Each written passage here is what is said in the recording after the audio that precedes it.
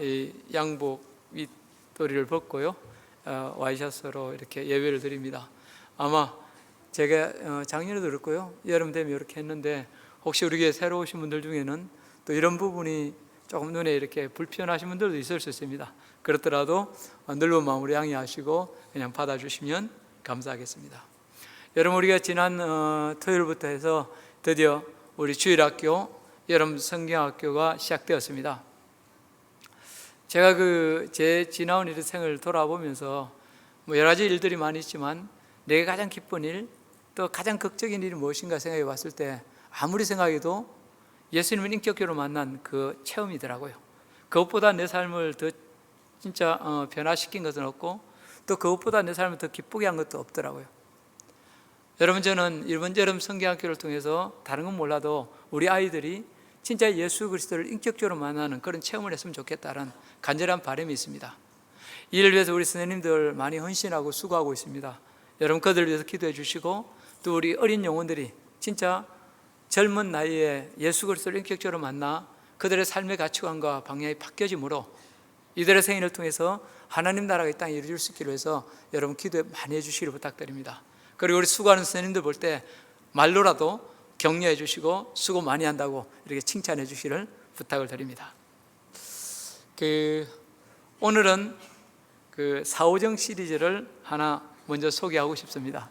옛날에 사오정 시리즈를 소개하다가 제가 그만뒀는데요, 여러분 다시 한번 소개를 하겠습니다. 사오정이 공부를 너무너무 못해서 시험을 볼 때마다 이 연필 굴리기로 시험을 봤습니다. 여러분, 연필 굴리기 옛날에 많이 해보셨죠? 객관식 시험 볼 때는 굴려가지고 1, 2, 3, 4 적어가지고 뭡니까? 나오는 번호로 이렇게 했습니다. 그날도 시험을 보는데 사오정이 연필을 굴리길래 선생님은 속으로, 야, 오늘도 사오정이 제일 먼저 나가겠네? 그렇게 생각을 했습니다.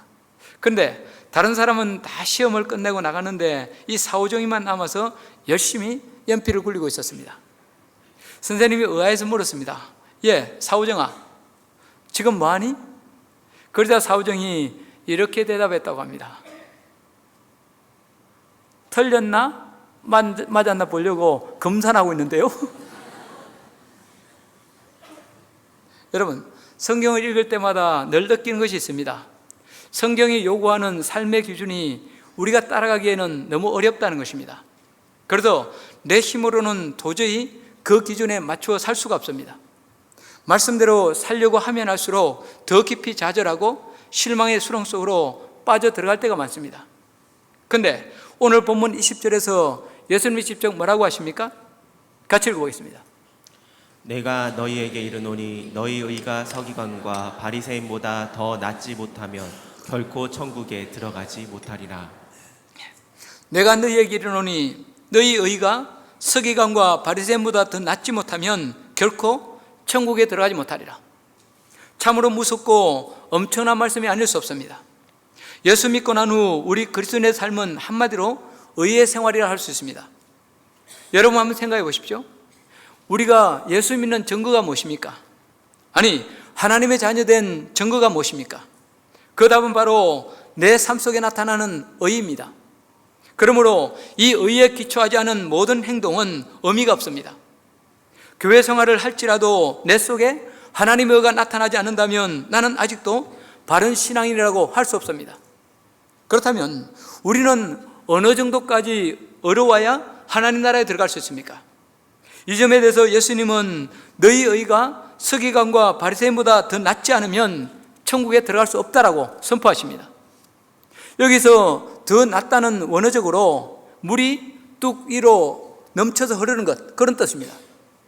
서기관과 바리새인들 의가 뚝이라면 그리스도인의 의는 그 뚝을 넘쳐서 흐를 정도로 탁월해야 한다는 것입니다. 그래야 천국에 들어갈 수 있다는 것입니다.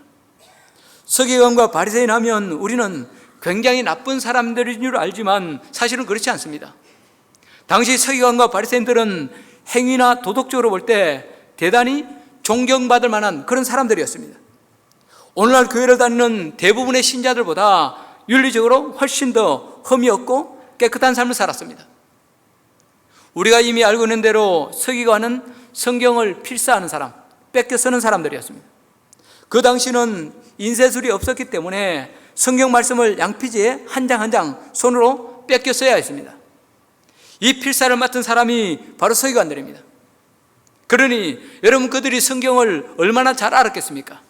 그들은 이스라엘 백성 앞에서 성경을 가르칠 수 있는 유일한 권위를 가진 사람들이었습니다. 성경을 가르칠 때도 그들은 서서 가르치면 권위가 떨어진다고 해서 한 사람이 듣든지 100사람이 듣든지 아니면 1000사람이 듣더라도 다 앉아서 가르쳤습니다. 실로 대단한 권위가 아닐 수 없습니다. 그래도 당시 사람들은 서기관만큼만 율법대로 살아라, 그러면 반드시 구원을 받는다고 그렇게 생각했습니다. 또 바리새인들은 어떻습니까? 바리새라는 말은 원래 다르다, 구별되다는 뜻입니다. 자기들은 남들과 다르다는 것, 구별된다는 것을 드러내기 위해서 일부러 그렇게 지은 것입니다. 사람들이 보기에 그들은 이름 그대로 사는 사람들이었습니다. 하나님을 섬기는데 아주 철저했고 도덕적으로도 어려운 사람들이었습니다. 목에는 성구를 써서 거르고 또 옷술에는 율법의 계명을 적어서 그야말로 주렁주렁 매달고 다녔습니다. 기도나 금식뿐만 아니라 가난한 자를 구제하는 데도 그들은 열심히 있었습니다. 종교적으로나 도덕적으로 일반인들이 도저히 따라갈 수 없는 그야말로 높은 수준의 삶을 살았습니다. 그래도 그들의 금욕적이고 도덕적인 삶을 두고 당시 유대인들 사이에서는 이런 말이 떠돌았습니다. 만약에 천국에 두 사람만 들어갈 수 있다면 그 두 사람은 바로 서기관과 바리새인일 것이다. 그런데 예수님이 뭐라고 하십니까? 그 정도로는 안 된다는 것입니다. 서기관과 바리새인의 의를 가지고는 천국에 들어갈 수 없다는 것입니다. 여러분, 여기서 우리는 예수님이 요구하시는 의와 바리새인들이 추구한 의의 차이점을 우리는 볼 수 있어야 합니다. 우리가 아무리 바르게 산다고 할지라도 이 바리새인의 의로는 구원을 얻을 수 없습니다. 오직 예수님께서 요구하시는 그 의를 소유할 때만 우리는 천국 백성이 되고 이 땅에서도 주님의 뜻을 이루는 삶을 살아갈 수 있습니다. 그렇다면 서기관과 바리새인들이 추구한 의는 어떤 것이었습니까? 외형적으로 보기에 그토록 옳은 삶, 어려운 삶을 살았음에도 불구하고 예수님께 책망받은 이유가 무엇입니까? 첫째로, 서기관과 바리새인의 의는 형식적이고 외면적인 의였습니다. 마태복음 23장 25절 말씀 우리 같이 한번 읽어보겠습니다. 화 있을진저 외식하는 서기관들과 바리새인들이여, 잔과 대접의 겉은 깨끗이 하되 그 안에는 탐욕과 방탕으로 가득하게 하는도다. 자, 여러분, 무엇이 문제입니까? 한마디로 겉과 속이 다르다는 것입니다. 그들은 속마음이야 어떻든 상관없이 겉으로만 점잖고 겉으로만 예배 잘 드리고 겉으로만 죄짓지 않으면 된다고 생각했습니다. 그러나 이것은 하나님 앞에서 의를 추구하는 것이 아니라 사람 앞에서 의를 추구하는 것으로 하나님의 심판을 부를 수밖에 없습니다. 오늘날도 주위에 보면 이 바리새인들처럼 끝모양만 치장하는 교인들이 참 많습니다. 겉보기에는 교회도 잘 나오고 예배도 열심히 드리고 봉사도 잘합니다. 그러나 그 속을 들여다보면 전혀 다를 수 있다는 것입니다. 다른 생각, 다른 삶을 살아갈 수 있다는 것입니다. 오늘 저와 여러분은 과연 어떤 사람입니까? 사람들 속에 섞여 있으면 진정한 자기 모습을 볼 수 없습니다. 그때는 누구나 잘 보이려고 자기를 꾸미기 때문입니다. 진정한 자기는 아무도 없이 혼자 있을 때 무엇을 생각하고 무엇을 행하고 있느냐가 바로 그 사람의 본 모습입니다. 홀로 있을 때 찬송을 부르고 있고, 홀로 있을 때 기도하고 있고, 홀로일 때 최선을 다해 일하고 있고, 아무도 보지 않을 때 선을 행하고 있다면 그 사람은 진짜 의인입니다. 그러나 혼자 있을 때 나쁜 생각에 사로잡히고 홀로일 때 거짓되고 불의한 일을 행하고 있다면 그것이 바로 나의 실상임을 우리는 기억해야 합니다. 중요한 것은 하나님 앞에선 나의 중심입니다. 그래도 성경이 사람은 외모로 판단하지만 하나님은 중심을 보신다고 말씀하신 것입니다. 여러분, 내면의 변화, 중심의 거듭남 없이 외형적인 끝이래만 치중하는 의로는 결단코 천국에 들어갈 수 없습니다. 두 번째로 그들의 의는 부분적인 의였습니다. 서기관과 바리새인들은 끝보기에는 굉장히 어려운 것 같아도 실상은 가정한 사람들이었습니다. 말만 하고 행동하지 않은 위선자요 외식자들이었습니다. 또 말씀을 순종할 때도 자기 마음에 드는 말씀만 골라 순종하고 다른 말씀들은 의도적으로 외면하거나 배척함으로 말씀의 본래 의도, 말씀의 본래 정신을 왜곡하고 무너뜨렸습니다. 그런데 대부분의 사람들은 그 사실을 몰랐습니다. 그들이 워낙 성경을 잘 가르치니 그 말씀대로 살 것이라고 믿었습니다. 또 끝으로 워낙 거룩한 채 했기 때문에 그들에게는 흠이 하나도 없을 것이라고 그렇게 여겼습니다. 그러나 예수님 보시기에 그들은 회칠한 무덤이었습니다. 겉모습은 보기 좋게 꾸며놓았지만 그 속에는 온갖 더러운 오물과 썩은 송장이 가득했습니다. 그래도 마태복음 23장 23절에서 예수님이 직접 뭐라고 하셨습니까? 같이 한번 읽어보겠습니다. 화 있을진저 외식하는 서기관들과 바리새인들이여, 너희가 박하와 회양과 근체의 11조는 들이되 율법에 더 중한 바 정의와 긍휼과 믿음은 버렸도다. 그러나 이것도 행하고 저것도 버리지 말아야 할지니라. 그렇습니다, 여러분.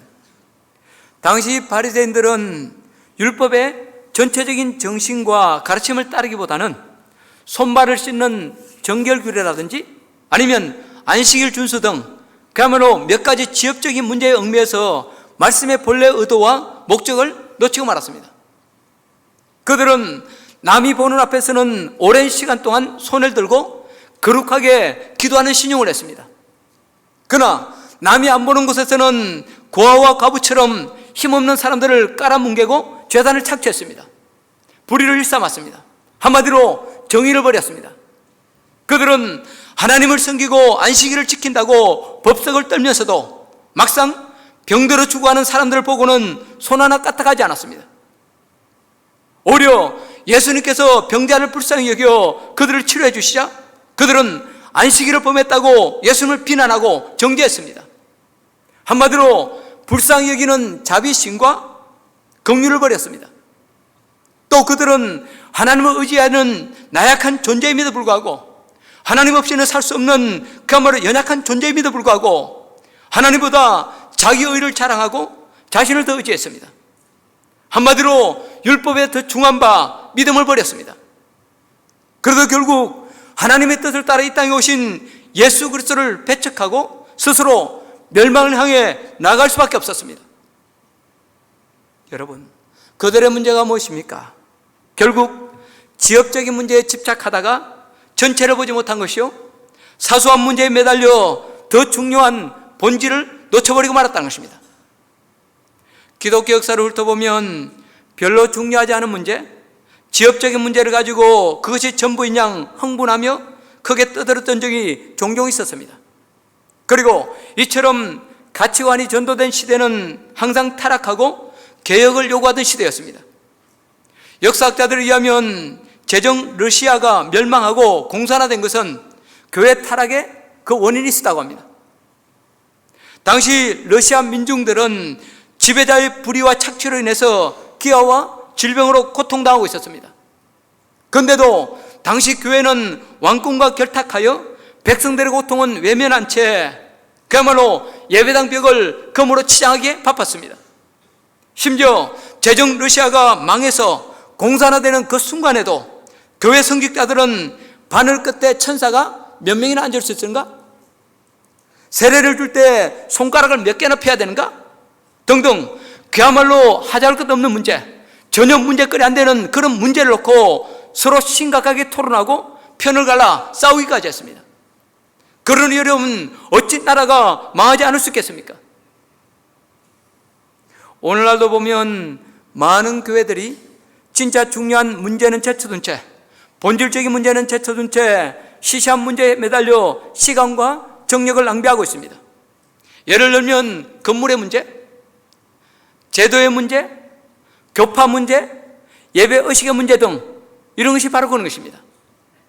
제가 아는 한 교회에서는 새로 부임한 목사님이 주일 예배 때 가운을 입지 않고 강단에 올라갔다가 성도들 사이에 문제가 제기되어 1년 이상을 제대로 목회도 못하고 아주 고생하는 것을 본 적이 있습니다. 아마 저 같은 경우라면 이미 쫓겨나야 했을 것입니다. 또 어떤 교회에서는 식사 문제, 메뉴를 밥으로 할 것인가 국수로 할 것인가, 그것을 놓고 여전들끼리 티격태격 싸우다가 급기야 교회가 갈라지는 그런 지경까지 간 것을 본 적이 있습니다. 여러분, 밥 먹으면 어떻고 국수 먹으면 어떻습니까? 또 안 먹으면 어떻습니까? 참으로 어처구니 없는 일이 아닐 수 없습니다. 감리교 창시자인 요한 웨슬레에게 있었던 유명한 일화입니다. 요한 웨슬레가 기도하다가 잠이 들어서 꿈속에 천국에 있는 천국 입구까지 가게 되었습니다. 거기서 천국문을 지키고 있는 천사에게 웨슬레가 물었습니다. 나와 함께 감리교 운동을 하던 형제 자매들이 천국에 얼마나 들어왔습니까? 천사는 잠깐 기다리려고 한 후에 명부를 뒤져보더니 미안하지만 감리교인은 하나도 안 들어왔습니다. 깜짝 놀란 웨슬레가 다시 물었습니다. 그렇다면 칼빈의 5대 교리를 추종하는 장로교인들이 다 천국에 온 모양이죠? 그들은 몇 명이나 왔습니까? 그러자 천사가 명부를 뒤져보더니 미안하지만 장로교인도 하나도 없는데요? 그때 웨슬레가 크게 실망하며 이렇게 물었습니다. 아무래도 우리의 종교계획은 실패했나 봅니다. 그러면 천주교인이 다 천국에 온 것 모양인데 그들은 얼마나 들어와 있습니까? 이번에도 천사의 대답은 똑같았습니다. 천주교인은 한 사람도 들어오지 않았습니다. 그러자 흥분한 웨슬레가 큰 소리로 물었습니다. 그렇다면 대체 누가 천국에 들어왔단 말입니까? 그때 천사가 빙긋 웃으며 이렇게 대답했습니다. 이 천국에는 장로교인도 아니고 감리교인도 아니고 천주교인도 없고 오직 예수 그리스도를 주로 믿고 거듭난 그리스도인만 있습니다. 그렇습니다, 여러분. 예수님께서는 너희는 먼저 그의 나라와 그의 의를 구하라고 말씀하셨습니다. 여러분 한번 생각해 보십시오. 교회와 제도가 아무리 탁월해도 예수님을 대신할 수 있습니까? 교파가 아무리 중요해도 하나님 나라만큼 중요하겠습니까? 교리가 아무리 중요하다 할지라도 하나님 말씀보다 앞설 수 있겠습니까? 또 건물이 아무리 귀하고 중하다 할지라도 하나님의 성전된 성도 한 사람 한 사람, 바로 저와 여러분 한 사람 한 사람보다 더 소중하겠습니까? 그럴 리는 없지 않습니까? 여러분, 예수님께서 지금 우리에게 원하시는 것은 분리가 아니라 화합이요 조화입니다. 지역적인 문제로 서로 다투고 싸우는 것이 아니라 그리스도 안에서 어찌하든지 사랑하고 용서함으로 더 큰 하나를 이루어가는 것입니다. 서로 한마음 한뜻이 되어 복음을 전하고 영혼 구하는 일에 전심전력하는 것입니다. 그러기 위해서는 무엇보다도 예수님의 관심과 우리의 관심을 일치시켜야 합니다. 그러기 위해서는 다시 말해서 내 관심과 목표를 예수 그리스도의 뜻에 맞추어야 합니다. 그래야 교회가 평안히 서가고 주님의 뜻을 이루어갈 수 있습니다. 저와 여러분 또한 주님의 의도하시는 의의 사람 될 수 있습니다. 거듭 말씀드리지만 부분적인 것에 매달리거나 사소한 것에 집착하다가 진짜 중요한 복음과 사랑을 놓쳐버린다면 그 사람은 결단코 천국에 들어갈 수 없습니다. 세 번째로 그들의 의는 자기 자랑과 이기심에 근거한 의였습니다. 서기관과 바리새인들의 삶을 끝으로 볼 때는 하나님의 영광을 위하는 것처럼 보이지만 실제로는 자기 의를 드러내고 자기 이익을 취하는 것이 목적이었습니다. 바로 여기에 그들이 추구하는 율법 준수의 허구성이 있습니다. 심지어 바리새인들은 그들의 잘못된 행동을 정당화하기 위해서 율법을 이용하기까지 했습니다. 그 대표적인 예가 고르반입니다. 원래 이 고르반이라는 말은 하나님께 드린다, 하나님께 드린 바 되었다는 뜻입니다. 그런데 당시 유대인들, 특별히 바리새인들 중에는 부모에 대한 효도의 의무를 순종하지 않는 방편으로 이 고르반을 악용하는 사람들이 많았습니다. 부모님이 와서 얘야, 내가 지금 어려우니 좀 도와다오. 그렇게 하면 그들은 이렇게 둘러댔습니다. 아버지, 죄송해요.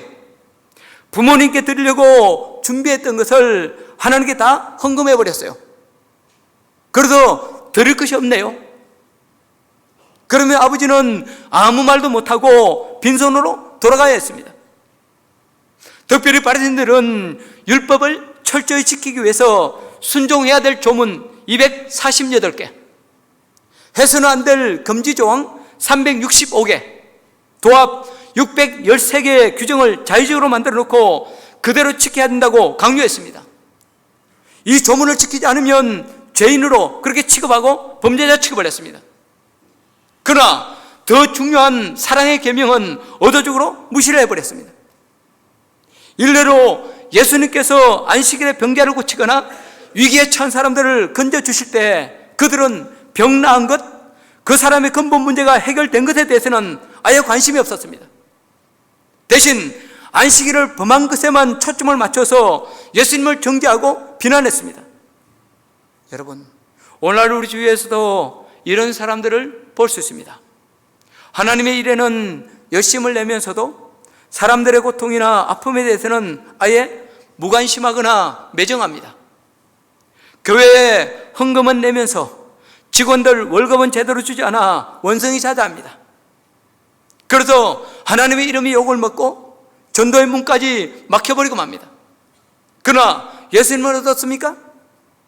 예수님은 하나님을 진실로 경배하셨지만 동시에 죄인의 친구요 창녀와 병든 자들의 치유자가 되셨습니다. 예수님은 아버지 뜻에 죽기까지 복종하실 뿐만 아니라 십자가 위에서 자기 생명을 내어주시기까지 불쌍한 인생을 사랑하셨습니다. 하나님을 사랑하는 첫 번째 계명뿐만 아니라 내 이웃을 내 몸처럼 사랑하라는 두 번째 요구도 성실하게 준행하셨습니다. 그래야 마침내 하나님 아버지의 뜻과 인간을 향한 사랑이 서로 분리되지 않고 예수 그리스도 안에서 하나로 통일되게 하셨습니다. 그러면서 요한일서 4장 20절 21절에서 뭐라고 말씀하십니까? 같이 한번 읽어보겠습니다. 누구든지 하나님을 사랑하노라 하고 그 형제를 미워하면 이는 거짓말하는 자니 보는 바 그 형제를 사랑하지 아니하는 자는 보지 못하는 바 하나님을 사랑할 수 없느니라. 우리가 이 계명을 주께 받았나니 하나님을 사랑하는 자는 또한 그 형제를 사랑할지니라. 그렇습니다, 여러분. 이제 우리는 하나님을 사랑하는 만큼 사람을 사랑해야 합니다. 아니, 하나님을 사랑하기 때문에 형제자매를 사랑해야 합니다. 예수 그리스도를 경배하고 따르는 만큼, 아니, 예수 그리스도를 경배하고 따르기 때문에 가난하고 소외된 사람들을 돌아보고 섬겨야 합니다. 이것이 율법의 정신이요 요구입니다. 그러나 아무리 하나님을 섬기노라 할지라도 자기를 자랑하거나 내 이익만을 추구하는 그런 동기로 신앙생활을 한다면 그 사람은 결단코 천국 백성된 삶을 살아갈 수 없습니다. 지금까지 우리는 서기관과 바리새인들이 추구한 의를 세 가지로 간략하게 살펴봤습니다. 그렇다면 우리는 어떻게 해야 서기관과 바리새인들을 뛰어넘어 천국 백성다운 의의 수준에 이를 수 있습니까? 어떻게 해야 주님 주시는 참된 의를 소유할 수 있습니까? 첫 번째로 예수 그리스도를 믿어야 진정한 의인이 될 수 있습니다. 다시 한번 강조합니다. 예수 그리스도를 믿어야 진정한 의인이 될 수 있습니다. 예수님께서 서기관이나 바리새인보다 나은 의를 말씀하셨을 때 그 의는 바로 믿음의 의. 다시 말해서 예수 그리스도를 믿음으로 얻는 의를 가리킵니다. 여러분, 의의 완성은 구원입니다. 그런데 우리 인간은 아무리 노력할지라도 내 의, 내 행위로는 구원 얻을 수 없습니다. 참된 의에 이룰 수 없습니다. 따라서 나에게는 선한 것이 없습니다. 자랑할 것도 공로도 전혀 없습니다. 그러므로 나는 오직 예수님만 믿습니다. 하나님의 어린 양 대신 예수님의 십자가 피공로만 붙들겠습니다. 이런 마음으로 자체이신 예수님을 나의 주로 영접할 때 주님 주시는 의의 흰옷을 우리는 입을 수 있습니다. 여러분은 이 의가 한자어로 혹시 뭔지 아십니까? 한번 비춰주시죠. 여러분 여기 나옵니다. 여러분이 말하는 의 할 때 이 의는 이 의자입니다. 그런데 여러분 이 의를 좀 분해를 해보면 참 재미있습니다. 그렇습니다. 여러분 이 의는 양양자에다가 나아자 이 두 글자가 합쳐서 된 말입니다. 자 보십시오. 그런데 여러분 보십시오. 양양자에다 나아자가 되는데 이것을 다른 말로 하면 여러분 내 위에 양 곧 하나님의 어린 양 대신 예수님이 자리하셔야 비로소 어렵게 된다는 말입니다. 나의 힘으로는 아무리 노력해도 안 되지만 내 구원자 대신 예수 그리스도가 내 위에 오시면 비로소 우리는 어려운 사람으로 거듭날 수 있다는 것입니다. 여러분 참 놀랍고 신기하지 않습니까? 여러분 다른 한자들도 보면 여러분 성경에 나오는 내용들을 뒷받침하는 한자들이 굉장히 많이 있습니다. 세상에서도 자기가 선하다고 생각하는 사람은 믿음을 갖기가 쉽지 않습니다. 왜 그렇습니까? 믿음은 자기를 내려놓고 자기를 포기하고 예수님을 붙드는 것이기 때문입니다. 서기관과 바리새인들이 예수님께 인정받지 못한 것은 바로 이 믿음의 의가 없었기 때문입니다. 그들은 자기 의를 자랑하며 그 의만 가지고도 당연히 구원받을 것이라고 생각했습니다. 그러나 그것은 착각이요 오산입니다. 로마서 3장 20절에서 뭐라고 말씀하고 있습니까? 같이 한번 읽어보겠습니다. 그러므로 율법의 행위로 그의 앞에 의롭다 하심을 얻을 육체가 없나니 율법으로는 죄를 깨달음이니라. 그렇습니다. 율법의 행위로는 어렵다 하심을 얻을 육체가 있다 없다? 없다. 여러분 이 율법의 행위를 조금 더 다른 말로 고치면 뭡니까? 나의 의로는 나의 행위로는 어렵다함을 받을 육체가 없다. 오히려 내 힘으로 내 의로 살려고 하면 할수록 내가 죄인임을 더 발견할 수밖에 없다는 것입니다. 더 좌절하고 무너질 수밖에 없다는 것입니다. 어느 날 유명한 토레이 목사님에게 한 부인이 찾아와서 상담을 했습니다. 목사님, 저는 집회에 많이 참석하고 기도도 나름 많이 하고 말씀대로 살려고 노력하는데도 기쁨이 없고 구원받았다는 확신이 없습니다. 왜 그럴까요? 그때 목사님이 이렇게 말했습니다. 부인, 집에 가서 오늘부터 다른 기도는 하지 말고 이 한 가지 기도만 하십시오. 계속 하십시오. 하나님, 내 자신의 모습을 보여주십시오. 집에 돌아온 부인은 목사님의 충고를 따라 이 기도만 계속했습니다. 하나님, 제 자신의 모습을 보여주십시오. 이 기도를 계속하던 중에 그녀는 마침내 자신의 모습을 보게 되었습니다. 머리끝부터 발끝까지 성한데라고는 하나도 없는 너무도 추한 자신의 모습을 발견했습니다. 그러자 부인은 자신의 죄악에 절망한 채 토레이 목사님을 다시 찾아왔습니다. 목사님, 저는 내 자신의 제된 모습이 너무 괴롭고 부끄러워서 죽고 싶을 뿐입니다. 어떻게 하면 좋습니까? 그러자 목사님이 그녀에게 다시 말했습니다. 이제부터는 집에 돌아가 예수님의 십자가를 보여달라고 계속 기도하십시오. 목사님이 말한 대로 부인은 집에 돌아가 두 번째 기도를 시작했습니다. 하나님, 예수님의 십자가를 제게 보여주십시오. 십자가 은혜를 깨닫게 해주십시오. 그 기도를 한 지 얼마 지나지 않아 말씀을 듣는 가운데 십자가의 의미를 확실히 깨닫게 됐습니다. 예수님의 십자가가 자기 안으로 들어온 체험을 하게 됐습니다. 그 이후로 이 부인이 목사님을 찾아와서 눈물을 흘리며 간증을 했습니다. 목사님, 예수님이 내 죄를 다 씻어주셨어요. 이제 저 구원받았어요. 예수님의 십자가 피로 의인이 되었어요. 그토록 오래 신앙생활하고 예수님의 십자가에 대해서 그토록 많이 들었음에도 불구하고 왜 이 사실을 몰랐는지 모르겠어요. 목사님, 감사합니다. 하나님의 은혜를 찬양할 뿐입니다. 그러면서 기쁨의 눈물을 펑펑 쏟았습니다. 그렇습니다, 여러분. 성경을 보십시오. 로마서 3장 21절, 22절에서 뭐라고 말씀하고 있습니까? 이제는 율법 외에 하나님의 한 의가 나타났으니 율법과 선지자들에게 증거를 받은 것이라. 곧 예수 그리스도를 믿음으로 말미암아 모든 믿는 자에게 미치는 하나님의 의니 차별이 없느니라. 그렇습니다. 여러분, 율법에 하나님의 한 의가 나타났다. 우리가 율법을 지킴으로 구원받으려고 몸부림쳤지만 그것이 불가능하다고 판명났습니다. 의롭게 살려고 하면 할수록 나는 더 측은 죄인이 되는 그런 모습을 경험하고 뼛속깊이 느낄 수밖에 없는, 이러한 우리를 아시기 때문에 하나님께서는 율법 외에 다른 한 의를 우리에게 주셨습니다. 그런데 여러분, 그 한 의가 어떤 의입니까? 그냥 어느 날 갑자기 한순간 나타난 것이 아니라 오래전부터 구약 성경에 예언되어 오던 그 말씀을 따라서 뭡니까? 오늘 우리에게 그 의를 보내주셨습니다. 그런데 그 의가 무엇입니까? 바로 예수 그리스도를 믿음으로 말미암아 모든 자에게 미치는 하나님의 의. 여러분, 다시 한번 묻습니다. 하나님께서 저와 여러분에게 요구하시는 의가 무엇입니까? 그야말로 죄 하나도 안 짓는 것입니까? 도덕적으로 완벽해지는 것입니까? 아닙니다. 그 답은 예수 그리스도를 믿는 것입니다. 나를 위해 이 땅에 오시고 십자가 위에서 내 대신 죄의 모든 저주를 짊어지신 예수 그리스도를 나의 주, 나의 하나님으로 영접하는 것입니다.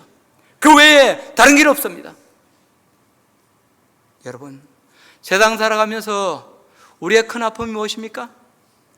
늘 애통하며 울 수밖에 없는 이유가 무엇입니까? 다시는 죄 짓지 말아야지. 이렇게 살아서는 안 되지. 좀 인간답게 살아봐야지. 수십 번 결심하고 다짐하지만 그것이 잘 안 되더라는 것입니다. 그래서 간음하다가 현장에서 끌려 나온 그 여인처럼 죄의 수치심에 부끄러워하며 나 자신에게 절망한 적이 얼마나 많습니까? 아마 이 점은 목사인 저나 성도인 여러분이나 다 마찬가지일 것입니다. 그런데 이러한 저와 여러분을 향해서 예수님 뭐라고 말씀하십니까? 요한복음 8장 11절 후반부입니다. 같이 한번 읽어보겠습니다. 예수께서 이르시되 나도 너를 정죄하지 아니하노니 가서 다시는 죄를 범하지 말라 하시니라. 나도 너를 정죄하지 아니하노니. 여러분, 이 말씀을 주신 시점이 언제입니까? 간음하다가 현장에 잡힌 여인, 그래요 이스라엘 백성들에게 돌을 맞아 죽어 마땅한 그 여인을 향해서 지금 이 말씀을 주셨습니다. 나도 너를 정죄하지 아니하노니. 네가 어떤 죄를 지었든지 다 용서한다. 너의 죄값은 십자가 위에서 이미 다 지불되었다. 이제 너는 죄 없다. 너는 언제까지나 어려운 내 아들, 내 딸이야. 그러므로 이제는 이 의를 가지고 살아가야 해. 얼마나 놀라운 용서의 선언이요, 얼마나 확실한 어려움의 보장입니까? 그런데 바리새인들은 하나님의 의 대신 예수 그리스도를 눈앞에 두고도 믿지 않았습니다. 예수님께서 하나님 대신 증거를 그토록 많이 보여주셨음에도 불구하고 하나님을 인정하기는커녕 배척하고 말았습니다. 그리하여 하나님 나라에 들어갈 수 있는 그 길을 스스로 막아버리고 말았습니다. 얼마나 불행한 일입니까? 참 안타까운 일은 지금도 이런 바리새인의 불행이 계속 반복되고 있다는 것입니다. 교회를 오래 다닌 분들 중에 이 믿음의 의를 덧입지 못한 분들이 뜻밖의 많습니다.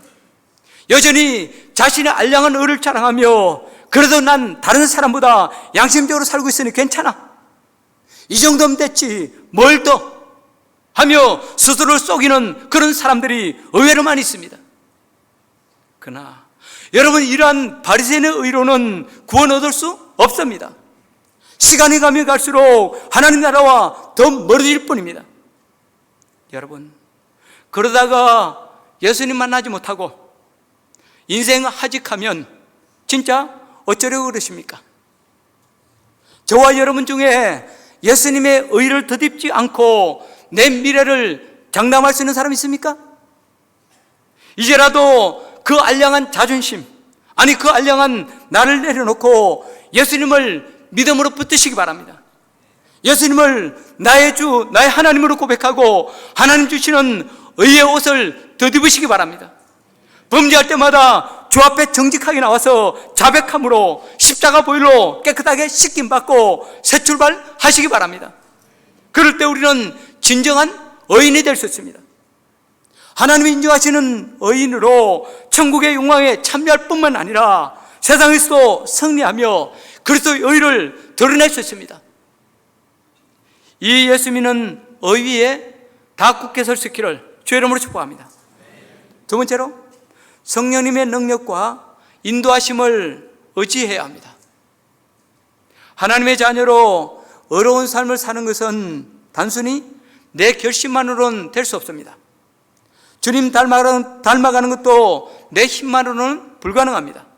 왜냐하면 내 힘으로는 사탄과 죄의 권세를 이길 수 없기 때문입니다.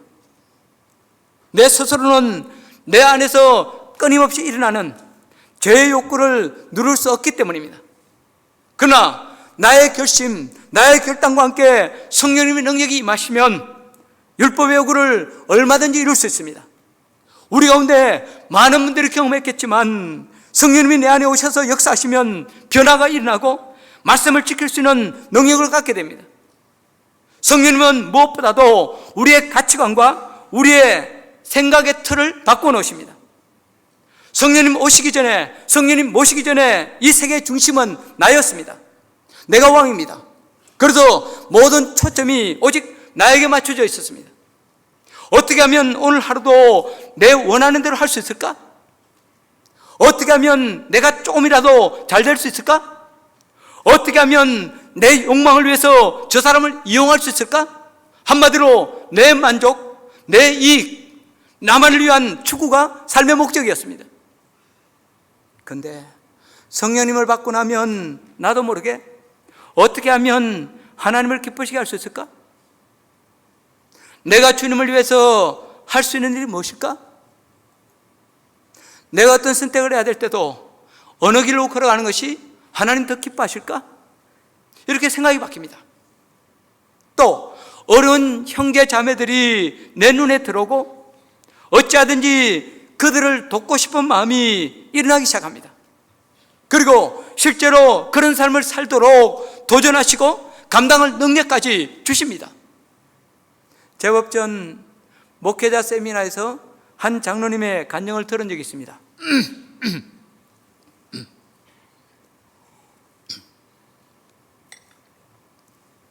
산부 예배가 되면 소리를 지르지 않으면 목소리가 잘 안 나옵니다. 그래서 막 소리를 지르다 보니까 또 이게 악순환이지 않습니까? 그 장로님이 간증을 들었는데 그 장로님은 간증을 하시기 전에 자신의 왼손을 펴서 우리에게 보여주었습니다. 보니까 왼손 이 가운데 손가락이 2마디 정도 잘려나가 있었습니다. 그가 이런 말을 했습니다. 저는 예전에 도박을 그렇다고 너무 크게는 안 해도 돼요. 너무 올린다. 조금 그대로 해놓으세요. 예민하긴 해가지고.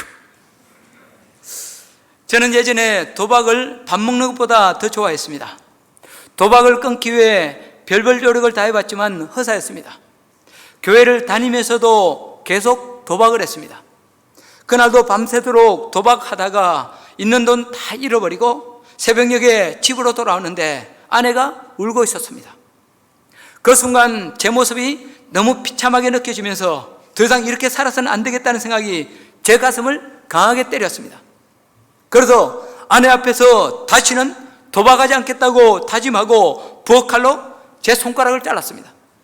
그래서 제 왼손이 이렇게 된 것입니다. 그는 조금 쉬었다가 다시 말을 이어갔습니다. 그런데 작심삼일이라는 말이 맞았습니다. 상처가 아물고 얼마 지나지 않아 다시 도박을 하고 싶은 마음이 제 안에서 꿈틀거렸습니다. 결국 또다시 도박장에 가고 말았습니다. 아내 앞에서 손가락을 자르면서까지 한 다짐은 그 순간 물거품이 되고 말았습니다. 그리고 이어서 이런 고백을 했습니다. 그런데 이상한 일이 생겼습니다. 제가 성경 공부를 시작하고 예수님을 인격적으로 만난 후에는 도박하고 싶은 마음이 싹 사라졌습니다. 성령님이 내 안에 오셔서 나를 다스리시면서부터 저는 도박에서 완전히 벗어나 새 사람이 되었습니다. 그로부터 10수년이 지난 지금 교회 장로로 하나님의 은혜에 감사하며 감사하게 살아가고 있습니다. 그렇습니다, 여러분. 나는 할 수 없지만 성령님은 하게 하십니다. 내 힘으로는 끊을 수 없지만 성령님은 끊게 하십니다. 혹시 우리 가운데 아직까지 끊지 못한 죄된 습관 때문에 고민하는 분 있습니까? 어렵게 살고 싶은 마음은 간절하지만 그게 안 돼서 괴로운 분들 있습니까? 이번에는 반드시 끊어야지, 다시는 하지 말아야지, 새롭게 살아야지 다짐하고 다짐하지만 그때뿐이고, 그 때문에 좌절한 채 주저앉아 있는 분들 있습니까? 그러나 성령님은 하실 수 있습니다. 성령님 의지하고 성령님께 맡기면 능히 끊게 해주시고 새롭게 출발하게 해주십니다. 우리의 못된 기질과 체질까지도 바꿔주시고 새롭게 빚어주십니다. 이제 결론을 맺고 싶습니다. 여러분에게 묻습니다. 어떻습니까, 여러분? 여러분은 구원받은 하나님의 자녀입니까? 예수 믿고 의의 옷을 덧입으셨습니까? 믿는 여러분 안에 성령님 계신 것이 확실합니까? 그렇다면 지금 당장 성령님 나를 꽉 붙잡아 주시고 성령님의 능력과 지혜로 나를 다스리고 인도해 주십시오. 기도하십시오. 그리고 이제부터는 매사를 성령님과 상의하고 성령님께 묻고 성령님께서 감동하실 때 기꺼이 순종하십시오. 이것을 아예 체질화해 버리십시오. 그래야 어디를 가든지 무엇을 하든지 성령의 인도하심을 따라 성령님과 함께 걸어가는 영의 사람 되십시오. 그러면 내 한계를 뛰어넘어 율법의 요구를 성취하는 놀라운 역사를 체험할 수 있습니다. 빛나는 하나님의 의가 내 생각 가운데 하나하나 결실하게 되는 것을 보게 될 것입니다. 그리고 이 믿음의 의로 세상에서 진정한 성공자가 되고 저 천국에서도 주님과 함께 영광의 면류관을 받아 누리게 될 것입니다. 오늘 예배하는 저와 여러분들의 삶 속에 예수님께서 믿는 자에게 주시는 이 의의 은총이, 이 의의 선물이 다 가득할 수 있기를 주의 이름으로 축복합니다. 찬양하고 기도하겠습니다.